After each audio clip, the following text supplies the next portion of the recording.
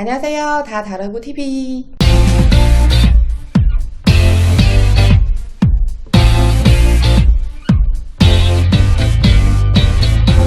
네, 안녕하세요. 중국에서 온 양설이라고 합니다. 한국에 온 지 10년 됐어요. 제가 처음으로 한국에 왔을 때 유학하러 왔어요. 그래서 경제학과 박사까지 수료는 했고요. 근데 적성이 좀 안 맞다 보니까 이제 새로운 일을 시작하게 된 거예요.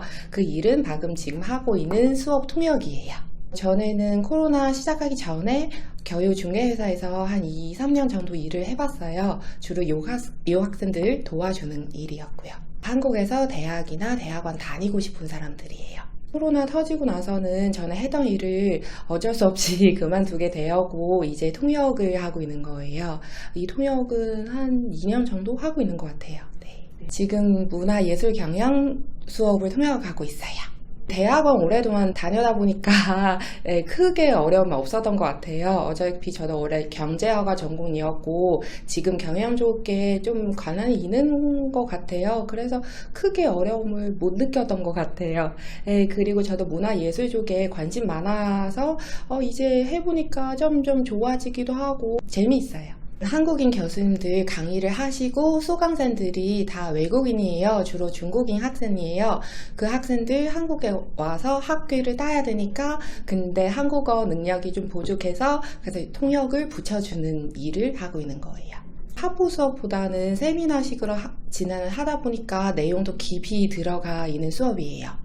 그 학생들이 중국에서도 다 교수님들이에요. 네, 학교에서 강의를 직접 하시는 분들이에요. 질문도 한국어로 통역을 해야 되고 교수님 하시는 말씀도 중국어로 통역을 해줘야 돼요. 양방 통역이에요. 미리 준비는 많이 하는 편이에요. 그리고 하다 보니까 중간중간에 그 튀어나오는 거 있으면 물어보고 아니면 그 시간에 제가 찾아보고 당장 해결할 수 있게 되었어요. 제가 그 활동적인 사람이어서 이런 사람들 연락할 수 있는 채팅방은 많이 들어가 있는 편이에요. 그래서 조금 한국에서 박사 아니면 석사 과정을 하는 사람들 그런 채팅방 따로 있어요. 그 채팅방에서 이런 사람 필요하다. 이런 사람을 좀 모집하고 있다. 특히 대학에서 그런 소식을 많이 올려져 있어요. 그거 보고 바로 지원해야 돼요. 거기 그 공고가 나올 때마다 자기 맞을 것 같으면 바로 연락을 해야 되는 거예요. 웨이신 주로 학교 사이트에서 공고를 보고 지원해도 됐고요. 아니면 한국에서 뭐 그런 사람 구하는 사람이나 저보리학 이런 거는 들어가서 공고는 나오긴 해요. 근데 중국어 수요는 요즘에 정치적인 상황에 따라서 수요가 많아질 수도 있고 적어질 수도 있으니까 요즘에는 중국어 수요가 그렇게 많지 않은 편인 것 같아요. 그 학기마다 계약하는 형식이에요. 그래서 이번 학기 잘했으면 다음 학기 이어서 계약을 할 수 있는 거예요. 만약에 운이 안 좋아서 이번 학기 멈췄어요. 그럼 다음 학기 이어서 갈 수가 없어요. 저희 월급은 정해져 있는 거는 아니고요. 시간 강사처럼 시수에 따라 돈을 받는 거예요. 말하기 능력은 필수적이라고 생각해요. 그리고 한국에서 일을 하려면 어디 가도 외국인이면 토픽 6급 정도 가지고 있어야 될 것 같아요. 올해부터 토픽은 말하기 시험은 점점 도입하고 있어요. 아마 내년쯤 전반적으로 말하기 시험도 실시할 예정인 것 같아요. 시험 따로는 보진 않아요. 근데 일반적으로 면접까지는 봐요.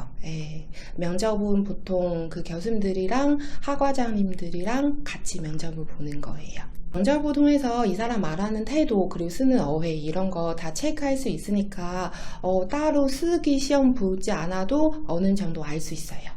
의사소통하는 거 목적이니까 말을 정확하게 전달해야 되는 부분인 것 같아요. 예를 들면 한국어도 유창하게 해야 되고 중국어도 너무 한국어 영향을 받아서 거꾸로 하거나 그렇게 하지 않아야 돼요. 원래 좀 말을 하는 거 좀 좋아해야 되는 것 같아요. 만약에 나는 자기 평가를 할 때 나는 쓰는 거 너무 좋아하고 사람이랑 대화하는 거 너무 꺼려. 그러면 이런 분이면 차라리 번역하는 거 더 나을 것 같아요. 이것도 성격까지 다 영향을 받는 직업이다 보니까 그런 말하는 거 조금 선호하는 분이 조금 더 어울릴 수 있을 것 같아요. 조금 하기가 편해요. 이 정모는 좀 밝아요. 지금 한국에서 인구 계속 줄어들고 있고 학생들도 줄어들어요. 특히 지방 대학에서 지금 유학생들 너무 부족해서 문을 닫아야 될까 그런 고민을 하고 있는 대학도 많다고 들었어요. 그래서 이제 유학생들 많이 와야 되고 유학생 오고 나서 그 학교는 전체적으로 조금 활성화될 수도 있고, 근데 유학생 오면 수업을 질이 너무 떨어지면 안 되니까 그래서 통역을 옆에 붙여주면 서로 다 좀 이득이 될 수 있을 것 같다고 생각해요. 네. 제가 그 중에서 일을 좀 잘하는 편이었어요. 그래서 일을 잘하다 보니까 선생님들하고 교수님들하고 신뢰 관계 생겼어요. 뭐 라포 관계라고 할 수도 있을 것 같아요. 그래서 그런 관계를 형성한 다음에 만약에 학회 발표해야 되거나 아니면 논문 지도를 봐야 되거나 그런 개인적인 통역을 할 필요가 있을 때 항상 저를 먼저 생각을 해 주셨던 것 같아요. 제가 운이 너무 좋아하던 거죠. 저한테 제일 어려웠던 거는 시간을 맞춰야 되는 부분이에요. 제가 열심히 일을 했으니까 학교는 주로 저한테 배려는 많이 해주셨어요. 제가 그 시간을 할 수 있게 해주셨어요. 그 수업 배치하거나 이럴 때요. 오늘 아침에 오면서도 지하철에서 많은 연락을 했었어요. 다른 학생분이 선생님 저 이럴 때 너무 심사 받았는데 통역을 해줄 수 있을까요? 제가 그 시간을 너무 해드리고 싶은데 다른 일정이 잡혀 있어서 못 해주는 거예요. 그래서 저를 예약을 하려면 보통 2주 전에 예약을 해야 돼요. 네. 일을 많이 하면 수입이 늘어날 수 있어서, 근데 프리랜서라서 이게 시간 여유가 좀 없는 편이에요. 시간이나 내용에 따라 다 다른 거예요. 오프라인 하는지 온라인 하는지 아니면 그 몇 명 하는지 시간 어떻게 되는지 평일인지 주말인지 그 내용은 그냥 일반 대화인지 아니면 조금 학문적인 얘기인지 그거 다 봐야 되는 부분이에요. 경적을 따로 해주는 거예요. 경적하고 서로는 오케이 하면 지나는 거예요. 저희는 그 학기 중에만 일을 하는 거니까 방학에 수업이 없어요. 그래서 저희도 방학에 일이 없어요. 일이 없으면 수익이 안 되는 거죠. 그래서 이게 학기 중이랑 방학의 수익 편차가 너무 차이가 나요. 그리고 방학에도 다른 특강이나 들어오면 신나게 나갈 수 있어요.